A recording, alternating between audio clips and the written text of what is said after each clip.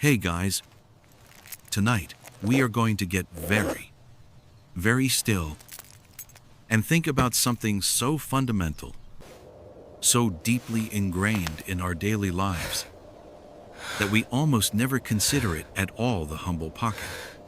Imagine, just for a moment, standing at your front door. You're ready to leave.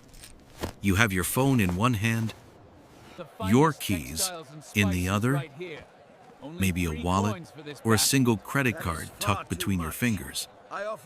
And as you go to slide them into that familiar, comforting space in your jeans or your jacket, you find nothing. Just a smooth, unbroken seam. There is nowhere to put anything. Honestly, you probably wouldn't survive the day. So, before you get comfortable, take a moment to like the video and subscribe, but only if you genuinely enjoy what I do here. And if you feel like it, post your city and what time it is where you are. It's always nice to see where everyone is settling in from. Now, dim the lights. Maybe turn on a fan for that soft background hum. And let's ease into tonight's journey together. So there you are, standing in your doorway. A modern human completely paralyzed by a simple lack of storage. Your hands are full. The metal of your keys feels cool and sharp against your palm. The smooth glass of your phone screen feels dangerously slick. What do? You need to lock the door, which requires a free hand. Do you put the phone in your mouth? Probably not the most hygienic choice. And your screen protector wasn't designed for that. You could try tucking the keys under your arm, but they just dig into your side. Maybe you try shoving your phone into the waistband of your pants. It feels bulky, insecure, and one wrong move, one deep breath, and it's clattering to the ground. This feeling of awkward, clumsy frustration. This was the baseline reality for almost all of human history. This wasn't a bad dream you were having. This was just Tuesday. For us, a world without pockets is a bizarre thought experiment. For our ancestors, it was simply the world. Let that sink in for a moment. Every single object you needed to take with you, from a piece of flint for starting a fire, to a coin for the market, to a special stone you found by the river, it had to be carried in your hand all day. This wasn't just an inconvenience. It fundamentally changed how you interacted with the world around you. You couldn't gesture wildly while telling a story if your hands were full of your lunch and your only sharp knife. You couldn't sprint away from a wild boar or a nosy neighbor without risking the loss of your most valuable possessions. You lived in a state of constant, low-level inventory management. Your brain was always dedicating a little bit of processing power to the question, am I about to drop everything I own? The reason for this pocketless existence is simple. Really, for millennia, clothing wasn't constructed the way it is today. Garments were typically draped, wrapped, or pinned. Think of a Roman toga or a simple Celtic tunic. These were essentially sophisticated pieces of cloth wrapped around the body. There were no complex, hidden seams where you could just sew in a secret bag. The very concept of a pocket, a piece of fabric, existing times, inside times, another piece of fabric, accessible only by a slit, was a leap of tailoring technology that wouldn't become common in men's clothing until the late 17th century. Before that, your clothes were your clothes. They were for covering your body, not for carrying your stuff. This reality forced people to get creative in ways that seem almost comical to us now. Some historical accounts and artistic depictions show people tucking small items into the tops of their boots or shoes, which I imagine worked right up until the moment you had to walk more than 50 feet. Others use their sleeves. If you were wealthy enough in certain periods to have large, beloved sleeves, they could become a kind of makeshift, floppy carry-all. You could toss an apple, a few coins, maybe a folded letter in there. Of course, this led to its own set of problems. You'd have to be careful not to raise your arm too quickly to greet a friend, lest your worldly possessions go tumbling into a puddle. And good luck trying to find anything in there. It's like a fabric black hole. You're fumbling around in your own sleeve, trying to locate a single coin while the baker just stares at you, tapping his foot impatiently. Historians still argue whether this constant external carrying of goods shaped the very idea of privacy, when everything you owned was either in your hand or in a pouch hanging visibly from your belt for all to see. The concept of keeping things private, secret, and for your eyes only was perhaps much weaker. There was no discreet place to put a love note, no hidden compartment for a forbidden trinket. Your life was, in a small way, an open book, or at least an open handful of stuff. This lack of personal, integrated storage also created a thriving cottage industry for thieves. The cutpurse was a common criminal in medieval and Renaissance cities for a reason. Since people carried their money in pouches hanging from their belts, a thief with a sharp knife could simply slice the cord and be off with your entire net worth before you even felt a breeze. It was the low-tech equivalent of digital identity theft, and it was brutally effective. The world wasn't just inconvenient, it was insecure. You were a walking, talking, vulnerable little treasure chest. So just let your mind drift back to that feeling, the weight of your phone in your hand, the jangle of your keys. Now imagine that feeling never goes away. You eat with one hand, you work with one hand, you feel a constant, nagging responsibility for these few, essential items. Your posture changes. You're probably a little more hunched, a little more protective, guarding what you're clutching to your chest. Your ability to multitask is shot. You can't scroll through social media while also carrying a cup of coffee. Actually, that part sounds kind of nice. Maybe they were onto something.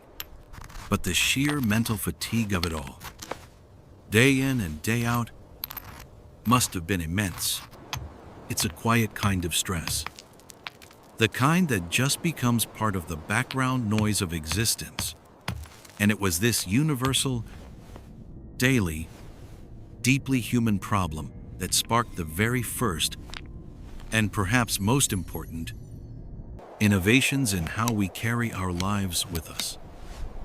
It began not with thread and needle, but with what nature itself provided.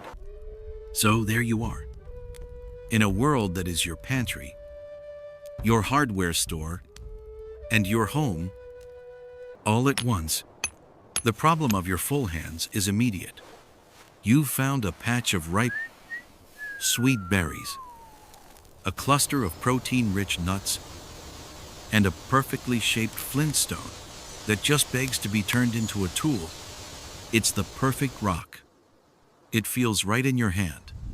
You can't just leave it behind. That would be irresponsible.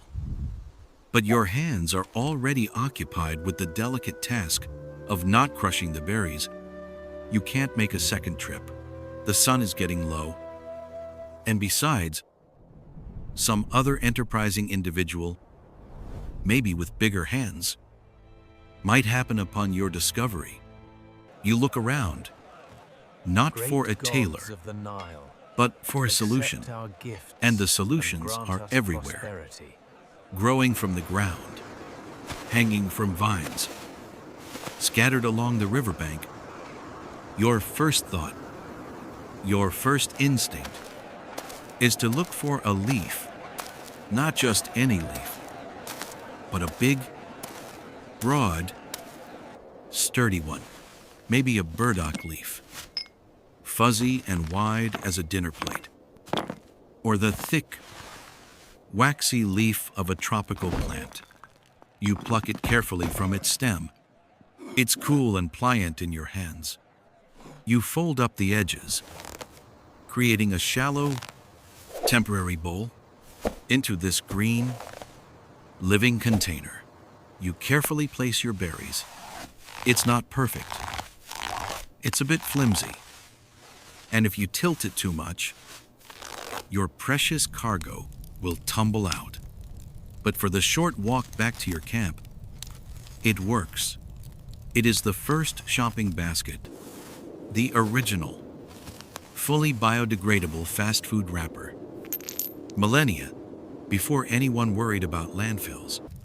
You can carry your food, and when you're done, you can simply toss the leaf back into the undergrowth, where it will become part of the forest floor again. It's a beautifully simple, elegant system, but leaves are for the short term. They wilt, they tear. They aren't going to help you carry water back from the stream 2 miles away. For that, you need something more robust. And there, lying in a patch of sun at the edge of a clearing, is your answer, a gourd. It's from a vine that crept through here last season, and now its fruit has dried in the sun, its green skin turning a pale, hard tan. You pick it up, it's incredibly light. You give it a shake, and hear the dry, rhythmic rattle of seeds inside. This is a promising sound. Using that sharp flintstone you were so determined to keep, you patiently scrape and saw a small hole in the top. You shake out the seeds and the dried pulp, and what you're left with is a miracle of natural engineering. A hollow, rigid, waterproof vessel. This is the bottle gourd, or per la genaria siceraria, and it's one of the first plants humans ever cultivated. What's fascinating is that we probably didn't grow it for food. It's quite bitter, but for its unparalleled usefulness as a container. Suddenly, you can carry significant amounts of water. You can store grains and seeds, keeping them safe from moisture and insects. You can even drop hot stones into a water-filled gourd to cook a sort of primordial soup. This simple, dried vegetable shell is your canteen, your Tupperware, and your cooking pot, all in one. It's a profound leap forward. You are no longer tethered so tightly to the nearest stream or river. You can venture further, for longer, carrying life-giving water with you in a tough, lightweight container that nature designed for you. Of course, the plant kingdom isn't the only place to shop for carrying solutions. The animal kingdom offers its own, slightly more intimate options. After a successful hunt, very little goes to waste. And some of the most useful parts aren't the meat or the hide, but the internal organs, the stomach of a deer or a goat, once thoroughly cleaned, becomes a tough, flexible, and surprisingly spacious bag. An animal's bladder, when emptied, cleaned, and dried, can be inflated and sealed, creating a fantastic water skin. It's lightweight, it's collapsible when empty, and it holds a remarkable amount of liquid. It's not exactly something you'd want to show off at brunch, but when you're parched from a long day of trekking, the source of your canteen matters very little. You can sling it over your shoulder with a piece of vine or sinew, and it moves with your body. A soft, sloshing companion on your journey. These organic containers were the height of Stone Age convenience. You might use a large turtle shell as a permanent bowl at your camp. Its smooth, concave surface, perfect for mixing pigments or holding precious bits of salt. Along the coast, you'd find that large seashells made excellent scoops and small dishes. In fact, archaeologists still argue whether the earliest use of certain small, beautiful shells was for adornment or for their utility as tiny, durable spoons and containers for valuable substances like ochre or medicinal powders. Was that little shell strung on a cord around someone's neck a piece of jewelry? Or was it their personal, portable spice jar? The line between decoration and function was often beautifully blurred. All of these natural pockets had their own character. The satisfying heft of a full gourd, the soft, pliable feel of a water skin, the rough, fibrous texture of a woven grass basket. Another early invention perfect for letting air circulate around foraged greens. Each was a response to a specific need, crafted from the immediate environment, but they all shared certain limitations. A gourd, for all its utility, can be shattered if you drop it on a rock. A leaf wrap is a one-time use item, and none of these things are particularly easy to carry if you also need your hands free for, say, climbing a rocky outcrop or wielding a spear. You can't just tuck a gourd into another gourd. You're still juggling, still encumbered. The solution was there, 5 shillings for the but it wasn't yet attached times to times I'll you. give you 3.5. The idea of a container that was part of your attire, that moved with you as an extension of your own body, was still a revolutionary thought waiting to be born from hide and sinew and the simple genius of a knot. And so that thought was born, not in a flash of lightning, but in the slow, patient work of human hands. It was born from necessity, from the simple, universal problem of having more important things than you have hands to carry them. You can imagine yourself, perhaps, sitting by a low fire, the day's work done. The hollowed-out gourd you used to carry water is sitting nearby, and the large leaf that held your collected nuts and berries is starting to wilt. They worked, of course, but they were clumsy. You had to set them down to do anything. You couldn't climb or run easily while holding them. You needed something that could become a part of you. And there, draped over a rock to dry, is the answer: an animal hide. Until now, it has been clothing, shelter, a blanket against the cold. It keeps the elements out, but with a little ingenuity, it could also be made to keep your essentials times in asterisk. The first step is a slow and smelly one. The hide, once removed, is stiff and unworkable, so you begin the laborious process of scraping with a sharpened piece of flint or a smooth, curved bone. You spend hours methodically scraping away the last bits of flesh and fat. It's a rhythmic, hypnotic task.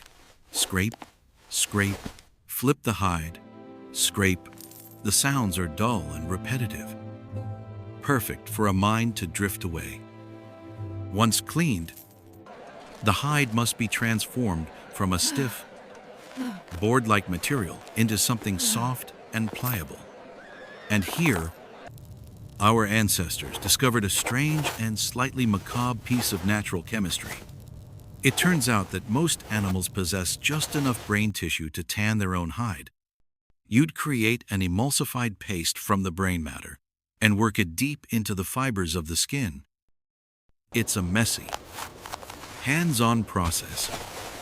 But the natural fats and lecithins in the brain work like a powerful conditioner, breaking down the stiff collagen and rendering the hide supple and soft. It's nature's all-in-one leather working kit. A slightly gruesome but incredibly effective secret: no fancy chemicals, no complex machinery, just a respect for using every single part of the animal. After the hide is softened and smoked over a fire, a process which helps preserve it and gives it that distinct, pleasant, smoky smell, it's finally ready. You take a piece, perhaps the size of a large dinner plate. You don't have scissors. Of course, you use your sharpest piece of flint, carefully scoring a line and then tearing it, or laboriously sawing your way through to get a rough, circular shape. The edges are uneven. Organic, it is a perfect imperfection. Now, how to turn this flat piece of leather into a container? You could simply bundle your things in the middle and tie it up, like a little hobo sack. And for a while, that was probably enough. But you want something more permanent, more secure. So you find a sharp point, the tip of an antler, or a sliver of bone you've ground against a rock. With this all, you patiently punch a series of small holes around the edge of your leather circle. It's slow going. You press and twist until the point finally pushes through. You do this again and again, spacing the holes with a practiced eye. Then you need a cord. Perhaps you've stripped the long, fibrous strands from a plant stalk and twisted them together. Or, for real durability, you use sinew, the long, tough tendons from an animal's leg, dried and then pounded until they separate into a kind of super strong thread. You take a length of this sinew cord and begin to weave it through the holes you've made, in and out, like a slow-motion sewing project. As you pull the cord tight, the flat circle of leather begins to cup, to gather, to form the gentle, rounded shape of a pouch. You leave the two ends of the cord long. When you pull them, the opening cinches shut, safe and secure. And there it is. You hold it in your hand. It's warm from your work, smells faintly of wood smoke and earth, and feels soft but incredibly strong. It's a simple, lumpy little bag. It's not much to look at by our modern standards. There are no zippers, no compartments, certainly no dedicated slot for your phone. It's just a single, humble space. But to you, it is a piece of life-altering technology. You take another strip of hide or vine and tie it around your waist as a simple belt. You loop the pouch's drawstring over it. And for the first time, you have a hands-free, secure, personal storage unit. Historians still argue whether the earliest decorative marks found on these pouches, a series of scratches, a smear of ochre, were simple ownership symbols, tribal identifié, or held deeper, more spiritual significance. Was that red handprint on your pouch just to say mine? Or was it a prayer for a successful hunt? We'll likely never know for sure. But what we do know is that this simple pouch changed everything. You can now carry your most important tools with you at all times. That perfectly shaped flint scraper, the bone needle you spent days crafting, a few dried berries for a snack, a special, smooth stone you picked up by the river that just feels good in your hand. These items are no longer things you have to leave behind at your camp. They are with you, They are a part of your daily dress. This is more than just convenience. It's an expansion of your world. With your hands free, you can gather more food as you walk. You can carry a spear or a walking stick. You can steady yourself on a rocky climb without fear of dropping your precious collection of medicinal herbs. The simple hide pouch allows you to be more efficient, more mobile, and more secure. It's a tiny, personal extension of your home, a mobile base of operations dangling from your waist. It's the very first time that your clothing, or at least an accessory to it, is starting to times work times for you, to serve a purpose beyond just covering your body. This little bag, born of hide and sinew and patient effort, is the great-great-great-grandfather of every pocket, every purse, and every backpack to come. It's a quiet revolution, hanging softly at your side. And for one man, frozen in time, that little bag hanging at his side was a revolution of one. It was his entire world, condensed into a single, reachable container. To see it, you need to travel not just in your mind, but up into the cold, thin air of the mountains. Imagine the jagged peaks of the Ötztal Alps, a formidable barrier of rock and ice between modern-day Austria and Italy. In 1991, two hikers, straying from the path, stumbled upon a site that would rewrite history books. There, melting out of a glacier where it had rested for millennia, was the body of a man. He wasn't a lost mountaineer from recent decades. He was ancient, so ancient, it was almost impossible to comprehend. They called him Otzi the Iceman. And he had been lying there, perfectly preserved by the ice, for over 5,300 years. And tied to his waist, he wore a pouch. It wasn't much to look at by our standards. No fancy buckles or designer logos. It was a simple, sturdy bag made of calfskin leather, stitched together with sinew. It was worn on a leather belt, a sort of prehistoric fanny pack, if you will, proving that some ideas are so practical, they just keep coming back around every few thousand years. But this wasn't for show. This wasn't a fashion statement. This was a man's lifeline. When archaeologists carefully opened it, they weren't just looking at artifacts. They were looking at the priorities of a human being from the Copper Age. They were unpacking his daily needs, his fears, his skills, all contained in a space no bigger than your two hands. So, let's gently unpack it with them. Inside that leather pouch, the first things you'd notice are his tools. A small collection of sharp, flint implements. There's a scraper, its edge still keen enough to work wood or hide. There's a drill, slender and pointed, perfect for boring small, precise holes.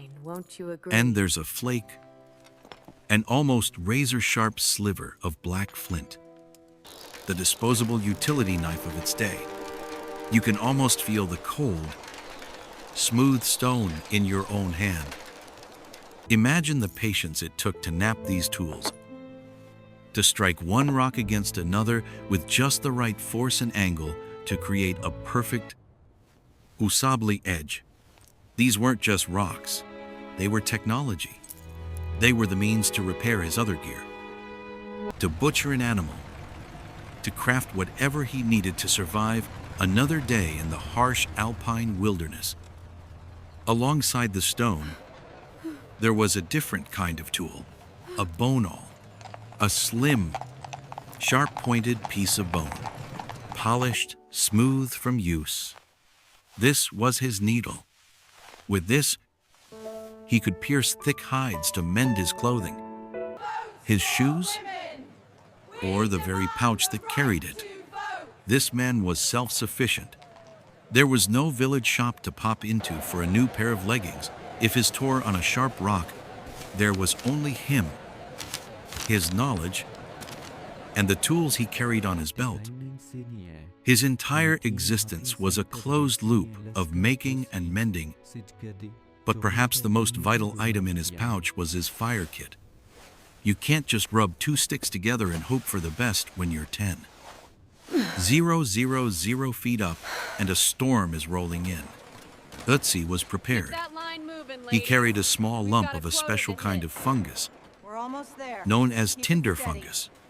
This remarkable mushroom, when properly prepared, can catch and hold a single spark, glowing hot like a coal for a long time without bursting into flame. It's the perfect medium for transporting fire. He would have used his flint and a lump of iron pyrite, which he also carried, to create a spark, catch it in the fungus, and then gently blow it into a flame within a nest of dry grass. That little lump of fungus was the difference between a warm meal and a hungry night, between life and freezing to death. It was warmth, it was cooked food, it was protection, it was civilization, right there in his pouch. And here is where Otzi's story gets even more fascinating. The tinder fungus wasn't the only mushroom he carried. Strung on a separate leather thong were pieces of another fungus, the birch polypore. Modern science tells us this particular fungus has remarkable antibiotic and anti-inflammatory properties. Otzi was carrying a prehistoric first aid kit. He had a natural penicillin for infections, a remedy for an upset stomach, all growing on the side of a tree. He wasn't just a survivor, he was a pharmacist, carrying a carefully curated collection of natural remedies. He had his toolkit, his fire kit, and his medical kit, all hanging from his waist. He was, for lack of a better term, the original prepper. This incredible level of preparedness has led to endless speculation. Archaeologists still debate whether he was a high-altitude shepherd following his flock, a shaman traveling between communities with his potent fungi, or perhaps a fugitive fleeing a violent conflict from his home village. This last theory is supported by the tragic fact that Otzi didn't die of exposure. He was murdered. An arrowhead was found lodged deep in his left shoulder, an injury that would have been fatal. Suddenly, his utility belt takes on a new, poignant meaning. He was a man on the run, equipped to survive indefinitely in the wild. But he couldn't outrun human violence. Everything he needed to fend off the cold, the hunger, and the sickness was right there in his pouch. But there was nothing in his kit that could stop a well-aimed arrow. His meticulously organized life, all the skills and knowledge represented by those few precious items, was ended by another person.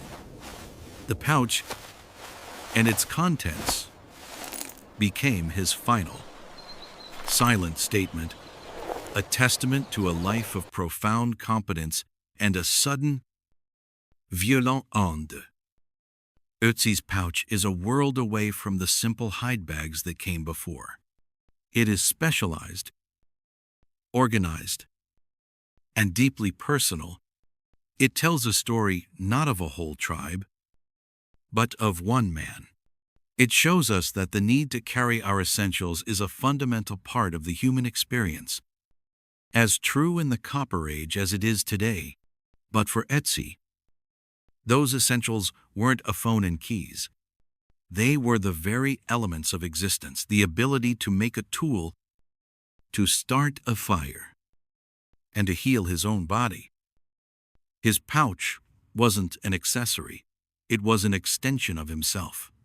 It's a quiet, humbling reminder that for most of human history, the things we carried determined not just our convenience, but our very survival. And as societies grew along great rivers and in fertile lands, the things people needed to carry would begin to change once again. The concerns of a lone man in the mountains are very different from those of a citizen in a sprawling, organized empire. And so, as you drift away from the cold, misty mountains and their lone travelers, you find yourself floating down through time and space. The damp chill on your skin gives way to a profound, dry warmth. You're no longer in a world of ice and rock, but one of golden sand and vibrant life, all centered around a shimmering, life-giving river. You are in ancient Egypt. Along the banks of the Nile, the concerns of a lone man in the mountains are indeed very different from those of a citizen in this sprawling, organized empire.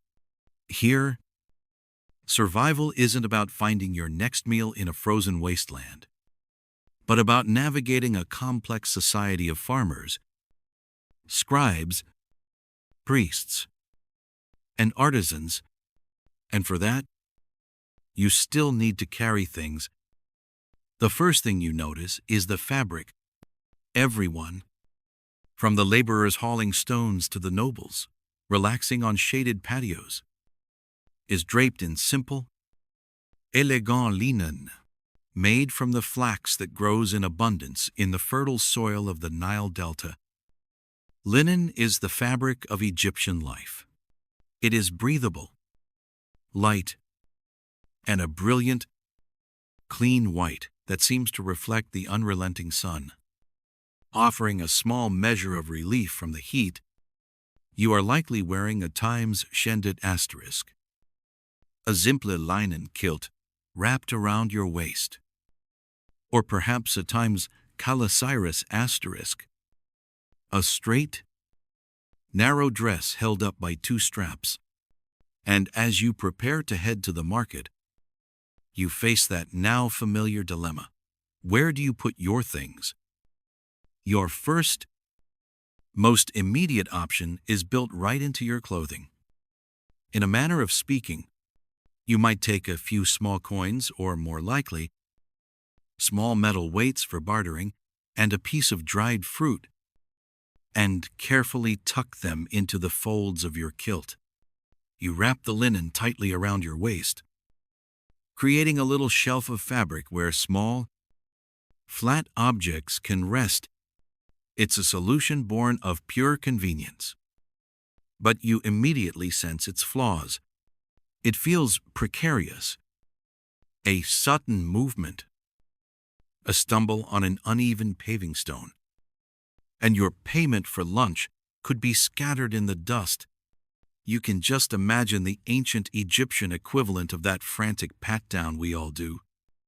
A hand flying to the waist, searching for a precious item that has slipped away. It's not exactly a secure system. The far more common and reliable solution is dangling from your hand or slung over your shoulder. It's a simple bag, likely made from the very same linen as your clothes. Imagine a rectangle of cloth, folded in half and stitched along two sides, with the top edge left open and threaded with a cord of twisted flax. You pull the cord, and the bag cinches shut. It is simplicity itself. This is the ancestor of the modern tote bag. The drawstring gym sack. There are no zippers, no compartments, no fancy logos. It just holds things. You peer inside your own modest linen bag. What do you have for your day in the city of Thebes? There's a small cosmetic pot made of alabaster, filled with the dark coal you used this morning to line your eyes, not just for beauty, but to reduce the sun's glare. There's a small, carved stone seal, Your personal signature for pressing into wet clay on documents. Maybe there's a wooden scribe's palette with its reed pens, if that's your trade. And, of course, a handful of dates. Because who goes to the market without snacks? There's no need for a loyalty card for the local papyrus shop. No tangled mess of charging cables. It's just the bare essentials for a day in a world powered by sun, water, and human hands. This humble linen bag is more significant than it appears. Linen was the backbone of the Egyptian economy. It was so central to their existence that it was sometimes used as a form of currency itself. Workers on major state projects, like the building of temples and tombs, were often paid in rations of grain, beer, and bolts of linen cloth. So the very material of your bag is a form of wealth. It's the same material used to make the sails for the boats gliding down the Nile. And, in its finest form, the same sacred cloth used for the intricate process of mummification, wrapping the bodies of pharaohs for their journey into the afterlife. Your simple bag is a microcosm of Egyptian civilization, practical, elegant, and deeply connected to the natural world and their spiritual beliefs.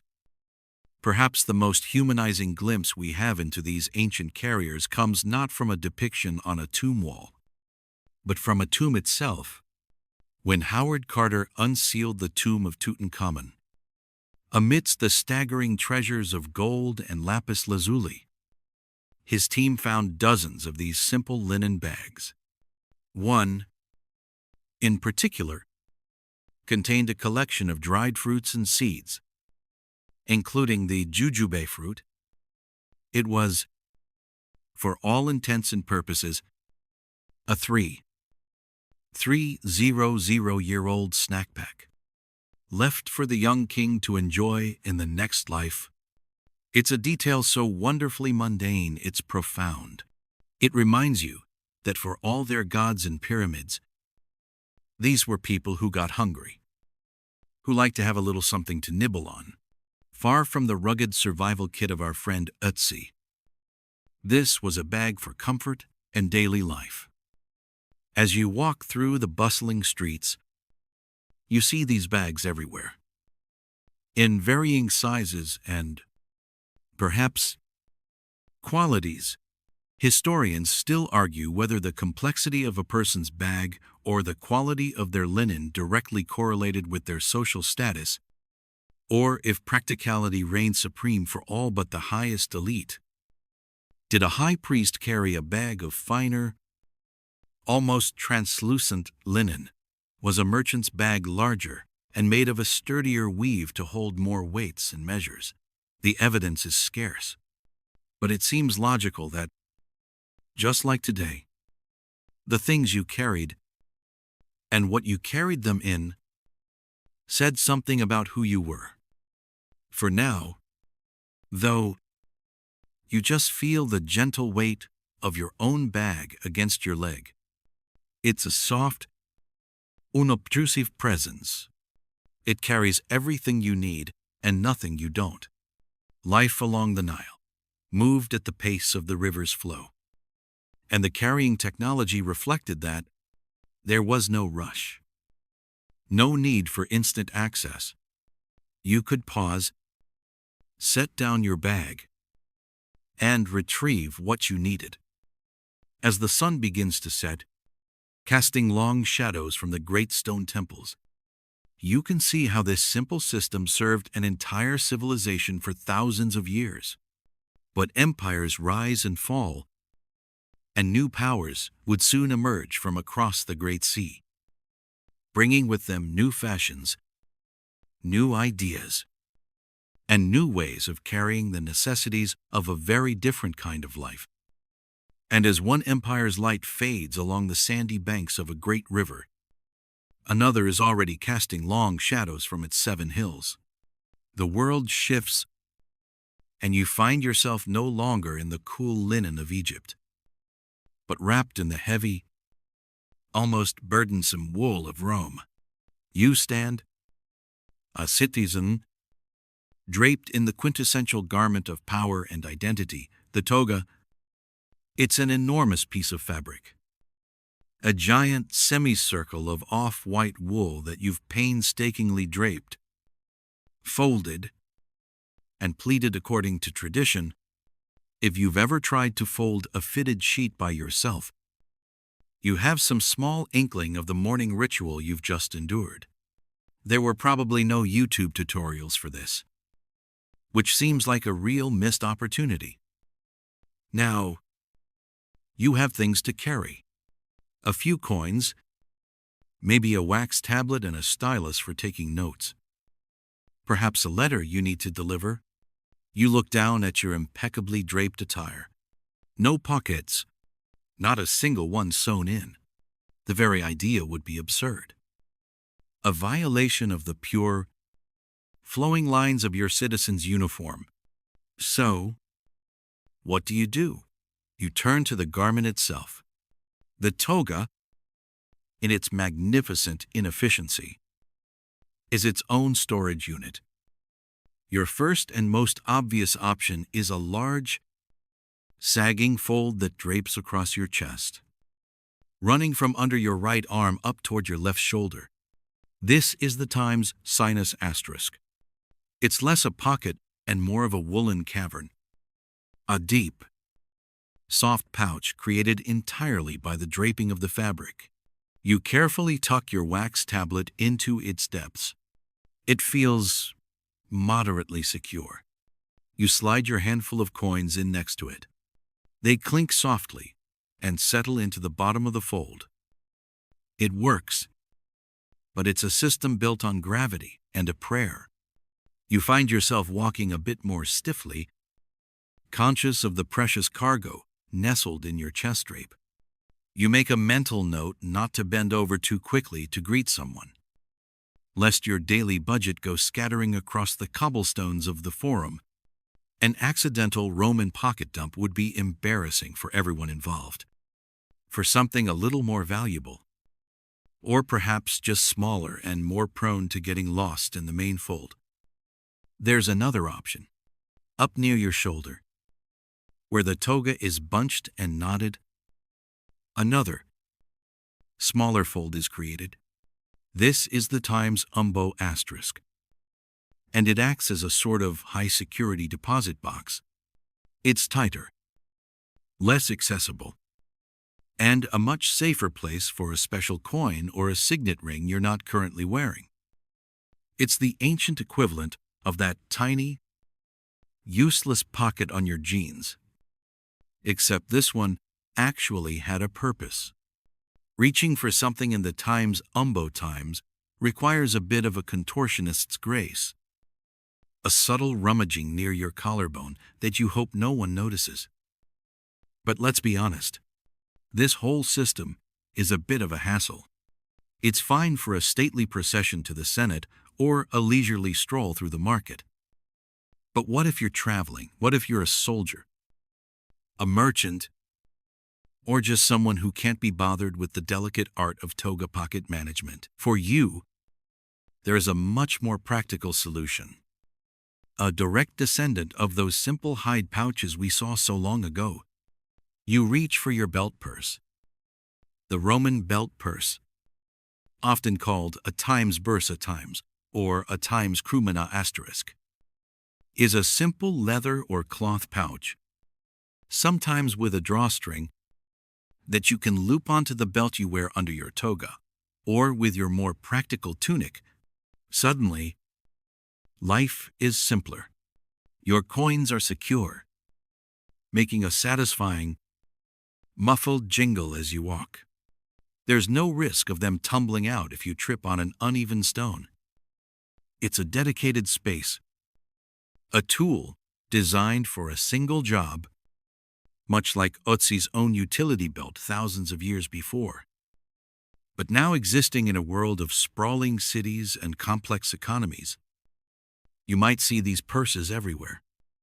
From the legionary on the frontier carrying his pay to the shopkeeper in Ostia, making change for a customer.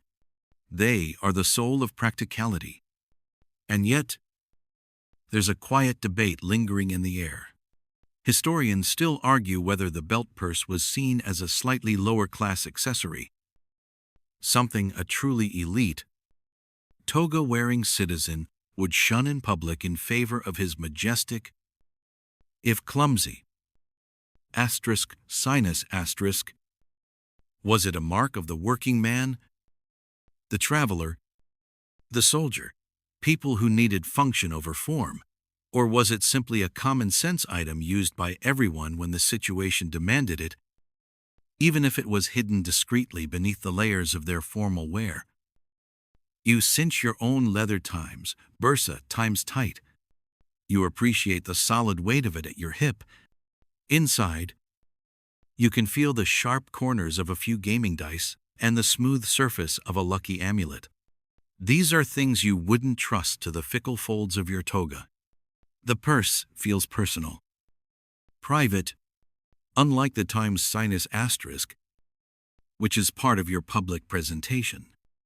The purse is just for you. It's a small, leather-bound secret hanging from your waist. As you walk through the bustling city, you are a perfect example of this transitional phase. You are a walking contradiction, one part elegant, flowing fabric full of precarious, makeshift pockets, and one part practical, belted security. You have one system born from fashion and another born from pure necessity. It's a reminder that convenience doesn't always win. Not right away. Sometimes it has to live in the shadow of tradition, hidden away under a layer of very nice wool. The world continues to turn, and the great Roman experiment, with its roads, its laws, and its curious clothing solutions, will not last forever. Its eventual collapse will scatter its people and its ideas, giving rise to a fragmented, uncertain age. An age where the simple, humble belt pouch will no longer be an option, but an absolute necessity for almost everyone, and so that vast, interconnected world of Roman roads and relative order begins to fray.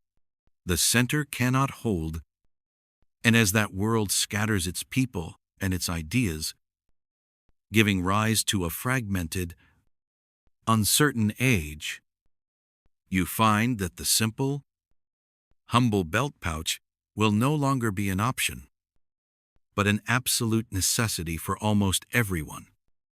Imagine yourself now, walking not on a paved Roman road, but on a muddy track somewhere in medieval Europe. The air smells of damp earth and wood smoke.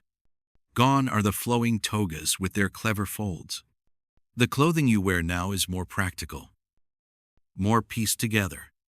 A simple tunic, perhaps some woolen hose, and cinched at your waist. The single most important accessory of your life, the girdle. Don't picture a restrictive modern garment. A girdle is just a belt, a simple cord of leather or woven fabric that holds your tunic in place. But more than that, it is your anchor.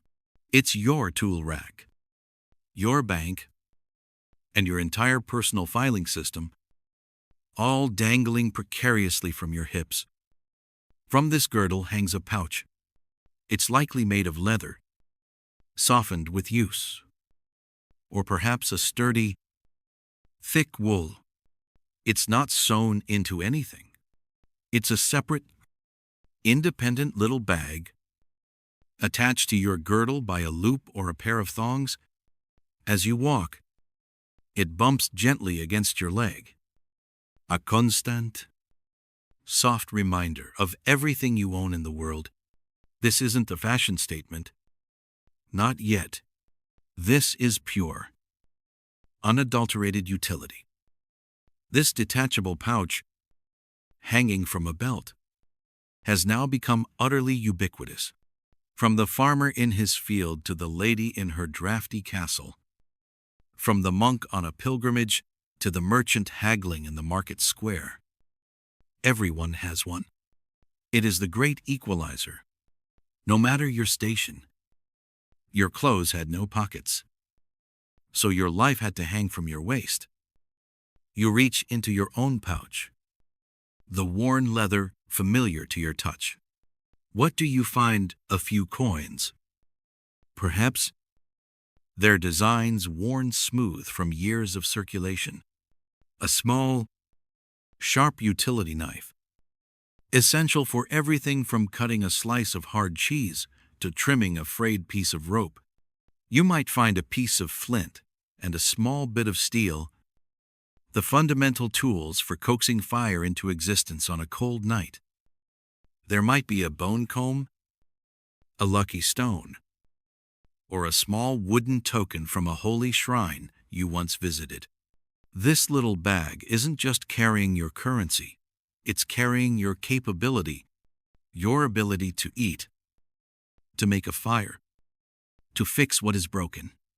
It is your entire portable world, swinging from a string.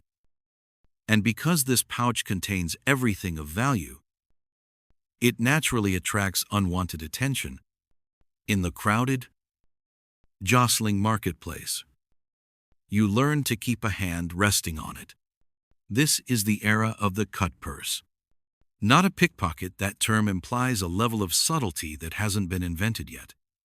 A cutpurse was brutally literal. They carried a sharp little knife for one purpose: to slice right through the leather thongs attaching your precious pouch to your girdle and disappear into the crowd before you even felt the sudden lightness at your hip. It's a terrifyingly effective method of theft and a constant, low-grade source of anxiety. In response, some people begin to use fine metal chains instead of leather straps, creating a gentle, jingling sound as they walked, a sort of medieval burglar alarm. Others might wear their pouch tucked more towards the front, keeping it in their line of sight. It was the eternal cat and mouse game of security, played out with leather and knives instead of passwords and firewalls. The best two-factor authentication you had was a really well-tied knot. This universal reliance on the external pouch is one of the clearest facts we have from the period, visible in countless manuscripts and artworks. But what's less clear is what else these bags contained. Historians still argue whether the contents of these pouches were strictly utilitarian, or if they also held sentimental items like lucky charms or mementos. More frequently than surviving records suggest, we find the practical things in archaeological digs: the coins, the knives, the buckles. But we don't find the dried flower from a loved one, the smooth river stone a child gave you, or a lock of hair. These things decay, leaving no trace. Yet it's hard to imagine that people, then as now, didn't carry small, secret treasures, small, soft things that offered a moment of comfort in a hard, uncertain world. Your own pouch might contain just such a secret: a pressed clover, perhaps, or a tiny, carved bird, its meaning known only to you. You see them everywhere. A nobleman's pouch might be made of finer leather, maybe even with a bit of embroidery, but it serves the same function as the peasant's simple cloth bag. A woman's girdle, called a cincture, might be made of colorful woven silk, and from it would hang not just her purse, but also her keys, a small knife for dining, and maybe even a pomander, a small metal bowl filled with fragrant spices to ward off the less than pleasant smells of the medieval street.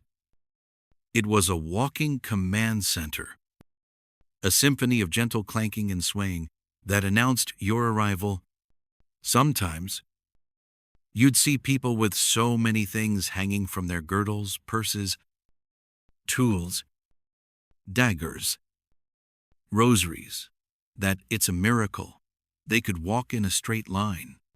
It was the ancestor of the overstuffed handbag and the fanny pack, all rolled into one, the absolute peak of hands-free convenience, medieval style. For centuries, this is the way of the world. Your clothes are a simple shell, and your life is an accessory you clip on in the morning and take off at night. The idea of sewing a pocket times into times a garment is still unthinkable. A solution so complex, it might as well be magic. For now, the swaying, thumping, ever vulnerable pouch is the only answer. It is a shared human experience, a common denominator across the social strata. As you walk, you adjust your own girdle, pulling the pouch a little closer. The sun is getting low, and the simple weight of that bag against your hip is a comfort, a small anchor of security as you head towards the flickering lights of a distant village, where this simple pouch will soon begin a slow but glorious transformation into a canvas for art and ambition. As you draw closer, the village reveals itself to be more of a bustling town. Its muddy streets crowded with merchants, pilgrims, and nobles. And it's here, in the flickering torchlight, that you see the evolution of that simple pouch has taken a dramatic, almost theatrical turn. The humble leather bag, once a mere tool, has blossomed into a statement, hanging from the belts and girdles of the wealthy. You see them everywhere, purses crafted not just for carrying, but for being seen. This is the age of the Gypciere, a name that would be immortalized by the writer Geoffrey Chaucer. You see one now, dangling from the hip of a portly merchant arguing over the price of wool. It's not a simple sack. It has a rigid, often ornate metal frame at the top, from which a bag of rich fabric falls in soft folds. His is a deep crimson velvet, so plush it seems to drink the light. Its surface is a dizzying tapestry of embroidered gold thread, depicting a hawk diving for its prey. It doesn't just hold his money, it screams that he has money to hold. This isn't your ancestors' simple hide pouch for carrying flint and dried berries. This is a portable billboard advertising success. You drift through the market square, a ghost in another time, and the variety is stunning. These aren't mass-produced items. Each Gypciere is a unique piece of craftsmanship. You see one made of soft, cream-colored silk, its surface dotted with tiny, shimmering river pearls. It hangs from the girdle of a lady whose quiet smile suggests old money and impeccable connections. Her purse is a whisper of elegance, not a shout. A little further on, a knight, his armor clanking softly with each step, wears one of fine-tooled leather, stamped with his family's crest, a roaring griffin. It's a symbol of lineage, a reminder to all who see it of his place in the world. These ornate purses, often called gypsers or gypcieres, become central to the ritual of daily life. They are given as elaborate wedding gifts, painstakingly embroidered with symbols of love and fidelity, intertwined hearts, or a pair of doves. Imagine a young bride, her fingers tracing the silken threads of a purse, gifted by her new husband, a tangible promise of the wealthy life ahead. They are also diplomatic gifts, exchanged between lords to seal an alliance. Their richness, a measure of the respect between two powerful houses, Of course, with great wealth comes great risk. An object so ostentatiously designed to carry valuables becomes an irresistible target. This is the era of the cut purse. You watch from the shadows as a nimble figure with hollow cheeks and quick eyes weaves through the crowd. His gaze isn't on the people, but on the little bouncing bags at their hips. He doesn't need to pick a lock or know a secret password. All he needs is a sharp little knife and a moment's distraction. A quick, deft slice through the leather thong or silk cord that attaches the gypciere to the belt. And the entire purse coins, status, and all is gone, silently falling into a waiting hand. The original form of identity theft was just theft. No complex hacking required. This constant threat led to some interesting innovations. You lean closer to inspect the merchant's purse again. The metal frame isn't just decorative. It's heavy, cast from brass, with a complex clasp that clicks shut with a satisfying finality. Historians still argue whether the intricate metalwork on the purse's frame served as a genuine deterrent to thieves, or if it was merely another layer of showing off. A gilded lock on an easily slashed silk box. It seems a bit like putting a bank vault door on a tent. Still, it must have provided some peace of mind, a feeling of security in its weight and complexity. In Chaucer's times, Canterbury Tales, **, the Franklin, a wealthy landowner, is described as having a gypciere of pure white silk hanging from his girdle. White as morning milk? The detail isn't accidental. Chaucer is using this single accessory to tell you everything you need to know about the man's character and social standing. He is prosperous, refined, and his purse is clean and bright, a testament to his orderly and successful life. The gypciere was a summary of a person, worn on the outside for all to read. You continue your slow, drifting walk, leaving the market behind and entering the quieter halls of a nearby manor. Here, the purses are even more exquisite. You see a lady in waiting with a small, delicate pouch embroidered with a single, perfect rose. It probably carries little more than a scented cloth or a polished stone for smoothing her brow. But its purpose is beauty, not utility. It completes her outfit. A finale, perfect brushstroke on a living painting. It is the distant, great ancestor of the clutch handbag. Utterly impractical but entirely essential. The simple, functional pouch worn by Otzi the Iceman feels 1,000,000 years away now. A relic from a world concerned only with survival. Here, in this world of courtly manners and social maneuvering, survival is a given.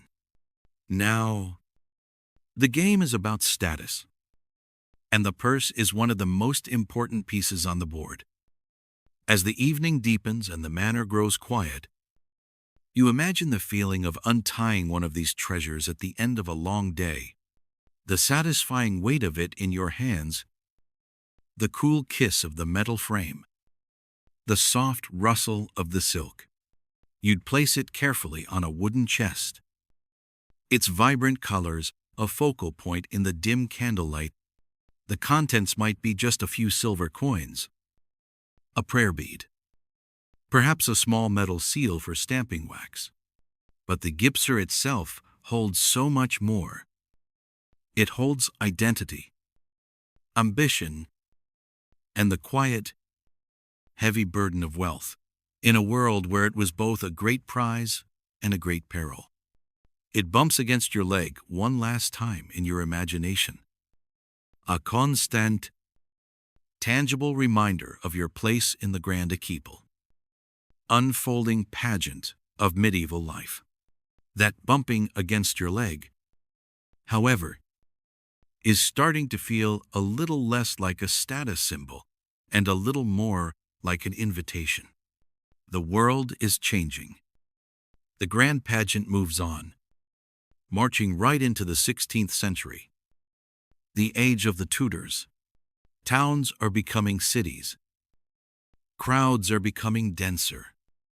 And that swinging, ornate purse, that Gypciere you were so proud of, is starting to look like a very tempting target for the increasingly skilled Cutpurses of London or Norwich. The solution isn't to get rid of the pouch. Of course, that would be absurd. Where would you put your things? The solution is to make it disappear. You now find yourself tying that same familiar bag of leather or linen not to your outer belt, but directly to your waist. Underneath the voluminous folds of your breeches or skirt, it settles against your underclothes. A hidden weight. A secret only you know about. But now, a new problem arises. You need to pay for a meat pie. Or retrieve a letter. How do you get to it? You can't very well lift your entire doublet or hoist up your kirtle in the middle of the street.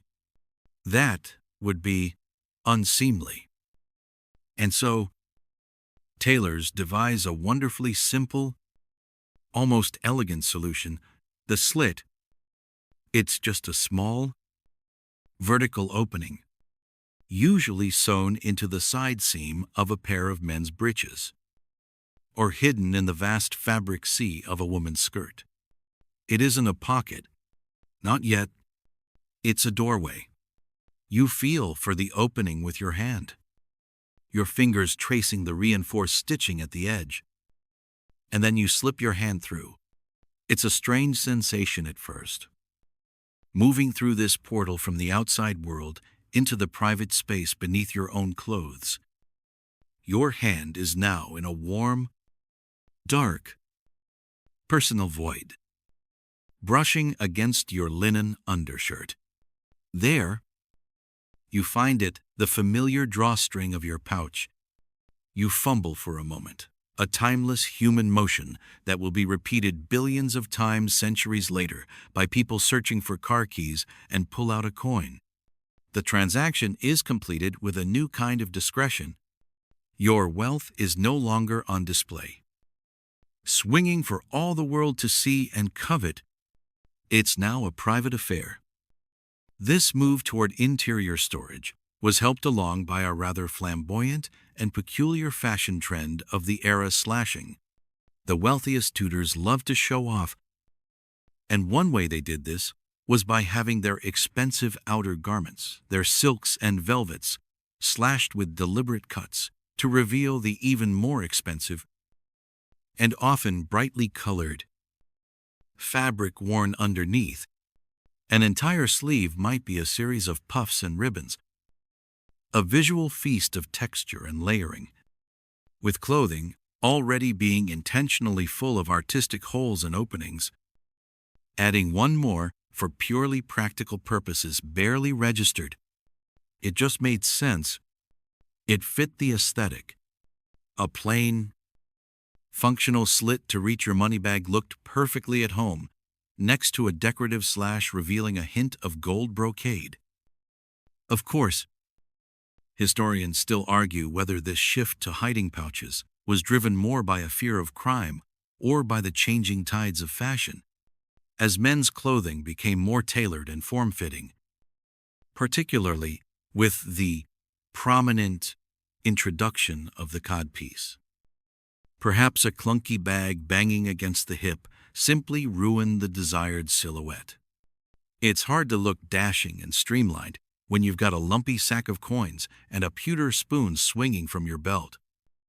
For women, the calculus was different, as their skirts, supported by structures like the farthingale, grew ever wider.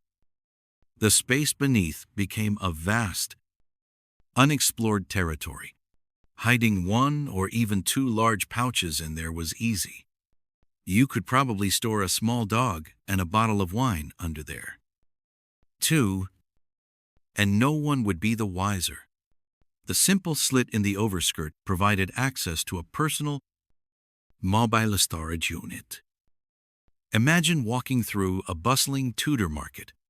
The air is thick with the smell of sawdust, roasted nuts, and damp wool. You no longer hear the telltale jingle of coins that announced a person's wealth in Chaucer's time. The world has gotten quieter, more circumspect. The man in front of you, dressed in a fine woolen doublet, reaches to his side. His hand vanishes for a moment into his breeches and reappears with a silver shilling. There was no flash of a purse, no undoing of a clasp. It was a subtle, smooth motion. This is a profound change. Your possessions are no longer an external part of your costume. They are being integrated into the structure of your clothing itself. They are becoming a part of you. The pouch is no longer a public statement, but a private secret. It's a small step, this little slit in the fabric, but it's a giant leap toward the world we now know.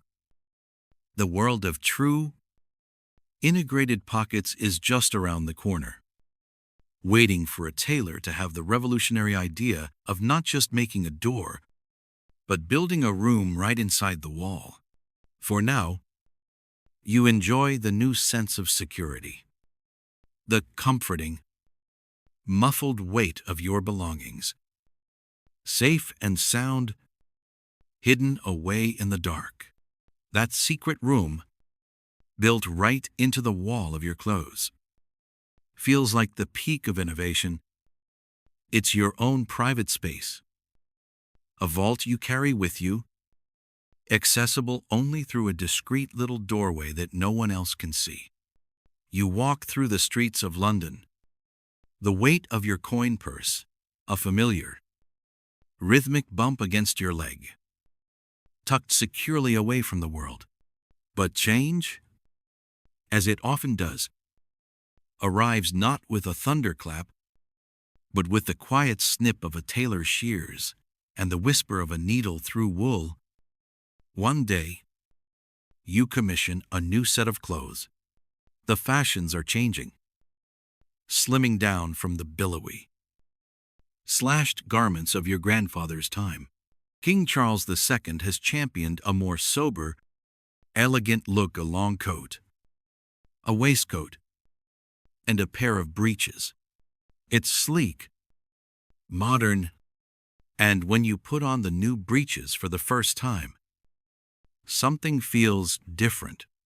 You run your hand along the side seam, where the slit to your underpouch would normally be. There's an opening. Yes, but it feels different. It's reinforced. It's intentional. Curiously, you slide your fingers inside. You're expecting to feel the familiar void, the space between your breeches and your linen undergarments where you'd normally find the strings of your pouch, but your fingers don't find a void. They slide into a soft, smooth-walled chamber. It's a bag, but it's not hanging. It's attached. It's part of the breeches themselves. The tailor hasn't just cut a door for you. He's built the room directly into the architecture of the garment. This is the birth of the sewn-in pocket. It feels revolutionary. You take a few heavy coins and drop them in. They land with a soft, muffled clink deep inside the fabric of your leg. There is no sway, no bump of a separate bag. The weight is integrated, distributed along the seam of the wool.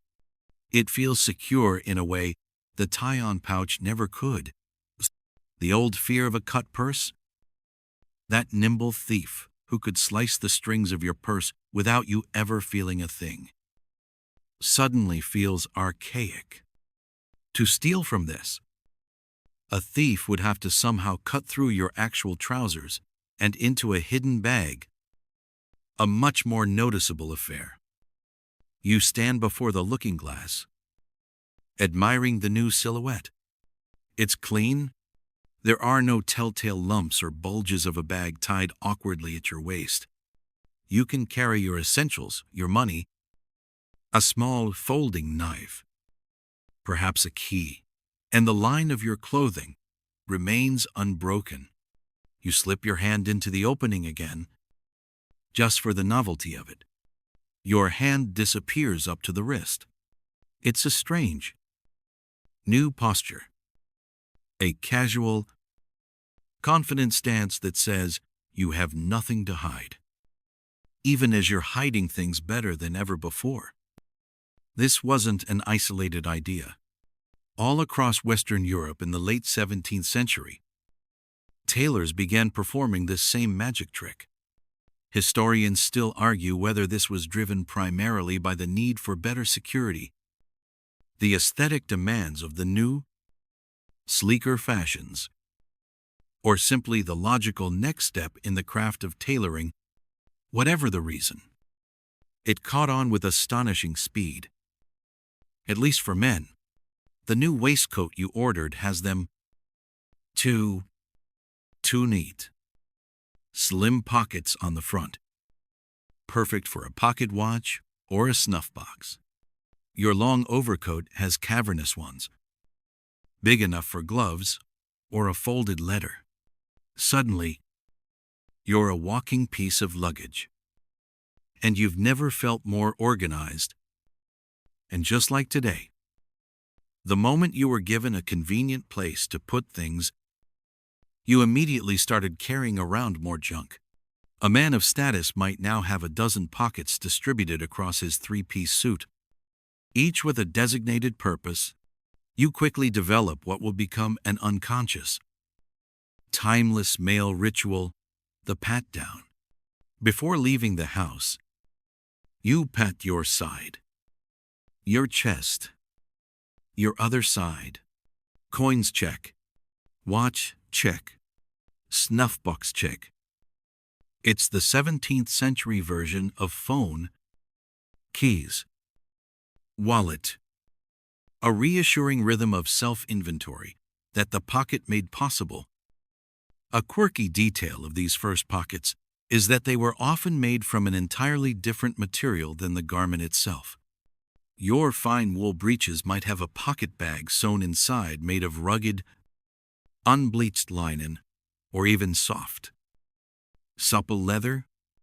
It was a hidden workhorse, a durable little sack stitched into the seam of a delicate garment, ready to handle the friction of sharp-edged coins and the weight of your worldly goods. It was all about function. Hidden just beneath the surface of fashion, perhaps one tailor, tired of mending the torn slits on a nobleman's breeches, simply decided to solve the problem for good, muttering to himself, "Fine. I'll just build the blasted bag right in." You get used to it quickly. The feeling of reaching for your belongings becomes an entirely new motion. It's no longer a two-step process of reaching through one layer to find a bag hanging in another. It's a single, fluid gesture, hand into pocket, object into hand. The convenience is startling. It changes how you interact with the world. You can pay a merchant without fumbling at your girdle. You can stand and chat with your hands tucked casually away, projecting an air of relaxed authority. That old belt pouch, the Gypciere of Chaucer's time, now seems comically outdated. A clumsy relic from a less sophisticated age. This is civilization. This is progress. And as you settle into this new, pocketed world, a key divergence is taking place.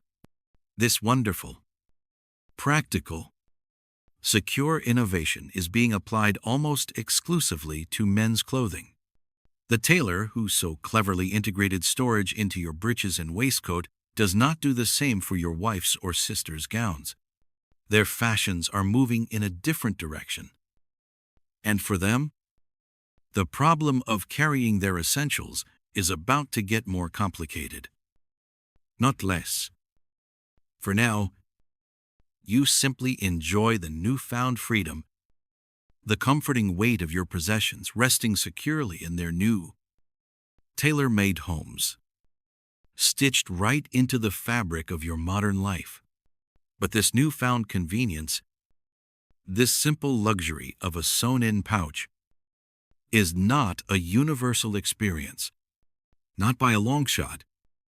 While men are just beginning to enjoy the hands-free ease of pockets sewn directly into their clothes, for well over half the population, the story of carrying things is taking a very different and much more independent path. You wake in the cool morning air of the 18th century. As you dress, long before your gown, even before your petticoats, you reach for a crucial and entirely separate part of your attire. It's a pair of pockets. They aren't attached to anything. Not yet. They are two large, flattened, teardrop-shaped bags, usually made of sturdy linen or cotton, connected at the top by a long cloth tape. You hold them up. Perhaps they are plain. Workaday, white linen. Or maybe this pair is your favorite, embroidered with your initials, an elegant E and S stitched in blue silk thread, surrounded by little chain-stitched flowers and trailing vines, a project from long winter evenings. You tie the tape snugly around your waist. Over your chemise, the two bags settle comfortably on your hips. One on the left, one on the right. They feel light, empty, expectant. This is your foundation. This is your personal, portable storage unit, hidden from the world. It's the 18th century equivalent of a high-security tote bag that you wear times inside, times your clothes. No one's snatching this purse. Now, the layers begin. You pull on your petticoats, the layers of fabric that will give your silhouette its fashionable shape. Crucially, your outer petticoat and your main skirt have carefully finished vertical slits in the side seams, perfectly placed to align with the openings of the pockets you just tied on. It's a clever system, a direct and much more elegant descendant of those crude slits in Tudor clothing. This is a system perfected over generations. Throughout the day, these pockets are your silent, invisible companions. You reach into one to retrieve a small leather-bound almanac. Its pages filled with notes and dates. You feel past a small tin of pins, a polished bone needle case, and a folded handkerchief before your fingers find it. The gesture is subtle, practiced. You simply glide your hand to your hip, find the slit in your gown, and dip your hand into the hidden world beneath. To an onlooker, it's a brief, discreet movement. Nothing more. These aren't dainty, decorative little poosh. They are capacious.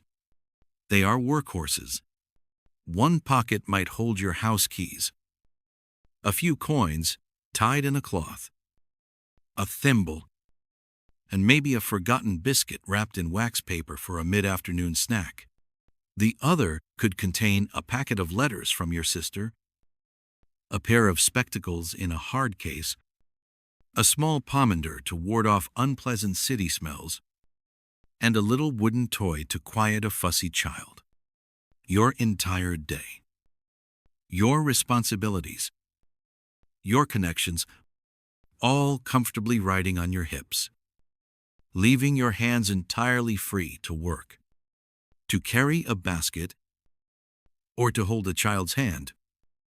It's this very detachability that makes them both so useful and so vulnerable.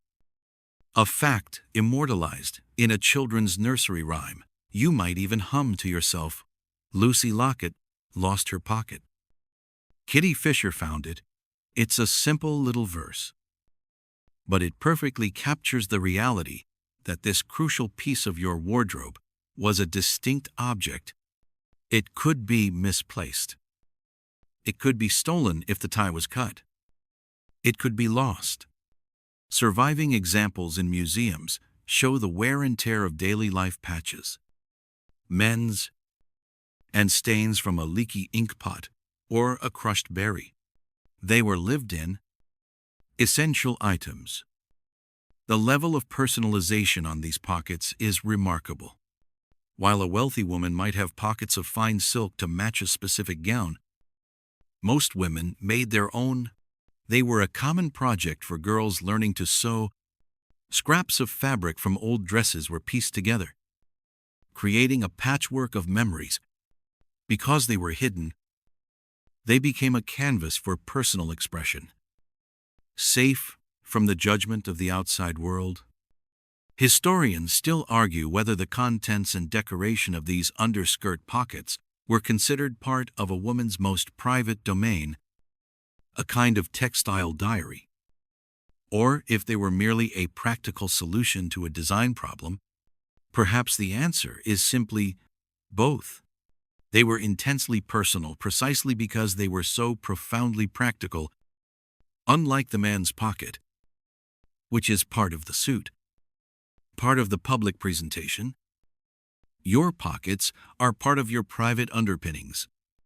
Accessing them is a personal act. No one else is reaching into your pocket for you. That would require a rather awkward and intimate journey through your layers of dress. It creates a subtle boundary, a space that is yours and yours alone. You don't ask your husband to hold your keys. You don't need to. You have your own keys, in your own pocket. A quiet declaration of capability and self-reliance.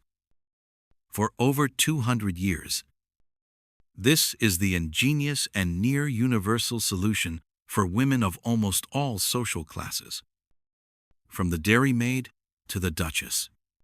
The design is simple, effective, and endlessly adaptable.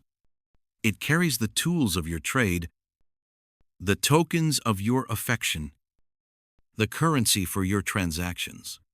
It expands and contracts with your needs, a soft, forgiving piece of luggage that moves with your body, hidden in the rustle of your skirts.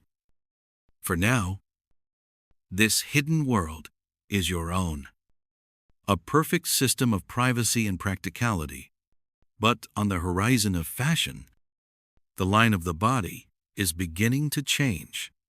The full skirts that so easily hide your treasures are beginning to narrow, and a new, slinking silhouette is emerging from France.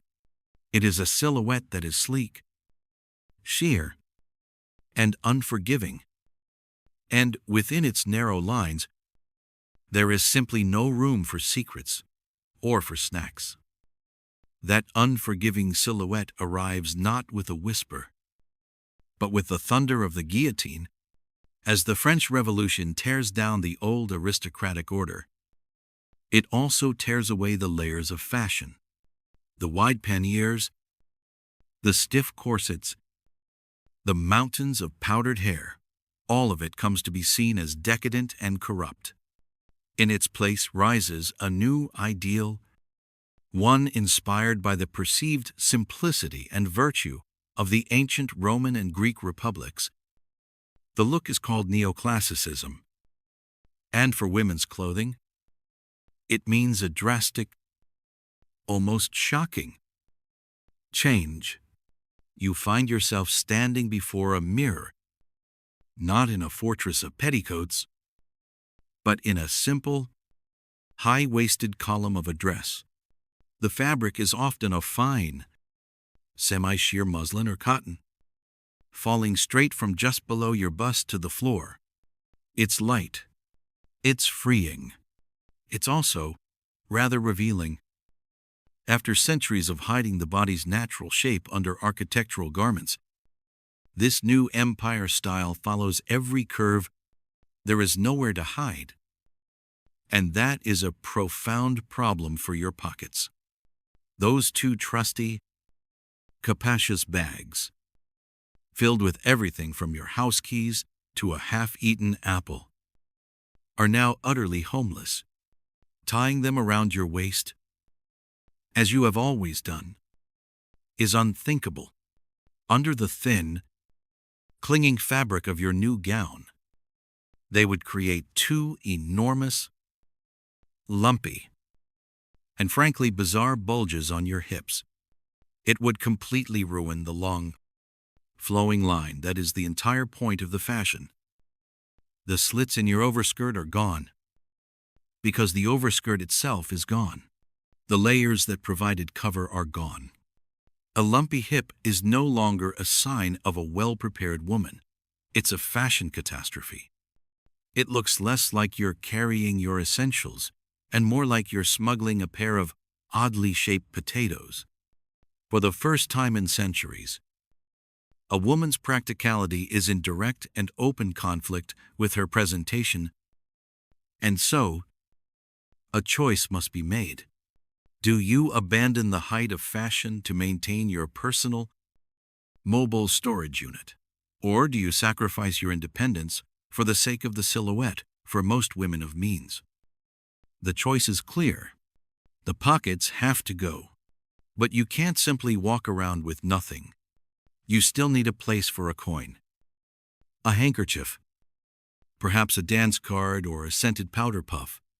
The solution comes in the form of something new, something held rather than worn. It is a tiny, decorative drawstring bag, meant to be carried delicately in the hand or looped over the wrist. It is called the Times Reticule asterisk. The name comes from the Latin Times reticulum asterisk, meaning a small, netted bag, and at first, they were often made of netting or crochet, but soon they blossomed into all manner of elaborate designs, crafted from silk, velvet, and satin, and adorned with intricate beading, tassels, and embroidery. They were, in essence, the very first handbags, and they were pathetically small. Think of the most uselessly tiny clutch you've ever seen, and then make it a bit more flimsy. You could perhaps fit a single polished coin, a folded note from a secret admirer, and a profound sense of loss for your old, capacious pockets. Trying to fit even a small book, let alone a snack for later, was a laughable impossibility. The reticule was less a tool and more an accessory, a statement that you had so little to carry, so few worldly responsibilities that this delicate little pouch would suffice. This radical shift from cavernous, hidden pockets to a tiny, visible purse did not go unnoticed. The change was so abrupt and the new accessory so seemingly pointless that many found it absurd. In a wonderfully snarky twist of language, critics of this new trend began to mockingly call the bags reticules. This little joke became so widespread that, for a time, the words times, reticule times, and times reticule times were used almost interchangeably for these little bags. It was a public acknowledgement of their inadequacy, a shared eye roll at the tyranny of fashion. Here was this beautiful, beaded object, a testament to its owner's taste, and yet its primary function was to highlight just how little she could now carry on her own. It was a beautiful cage for a few trinkets, dangling from a wrist. This sudden vanishing act of the pocket has left a long legacy, and historians still argue whether its disappearance was merely an unfortunate byproduct of a changing aesthetic or something more socially significant. On one hand, the shift was clearly driven by the new neoclassical silhouette, but on the other hand, the result was a tangible reduction in a woman's autonomy, A woman with pockets could move through the world with a degree of self-sufficiency. She could carry her own money, her keys, a letter, a tool, a snack. Her hands were free. Her personal effects were kept private, hidden from view. With the reticule, everything changed. Her belongings were now on display. Their container, a part of her public outfit, and because it was held, her hands were no longer free. Carrying a reticule occupies a hand, subtly restricting a woman's movement and action. More importantly, she simply couldn't carry as much. This made her more dependent on others, on a servant, on a male companion to carry things for her. The private, practical space that was the tie-on pocket was externalized and trivialized, transformed from a tool of independence into a decorative symbol of delicacy. The contents of your pockets had been your business.